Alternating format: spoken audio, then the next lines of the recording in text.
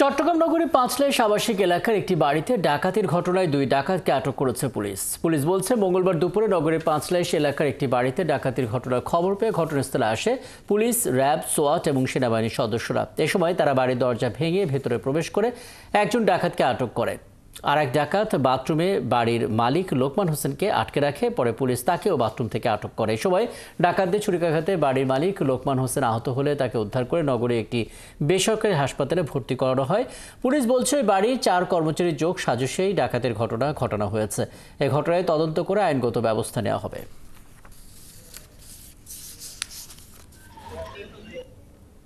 আমাদেরকে হুমকি দিচ্ছিল যে তার কাছে ভারী অস্ত্রশস্ত্র আছে এবং পিস্তলও থাকতে পারে। এই ধরনের হুমকি পেয়ে আমরা কিছু সময় নিয়েছি, কারণ আমাদের চৌপুর সোয়াট টিম রয়েছে। আমরা সোয়াট টিমকে কল করেছি। সোয়াট টিম যতক্ষণ পর্যন্ত আসছে আমাদের ততক্ষণ সময় লেগেছে। সোয়াট টিম এসেছেন, আমাদের সাথে কমিশনার স্যার, সিএমপি মাননীয় কমিশনার স্যার নিজে এসেছেন। সোয়াট টিম শ্বাসরোধক অভিযানের মাধ্যমে ভিকটিমকে উদ্ধার করেছেন এবং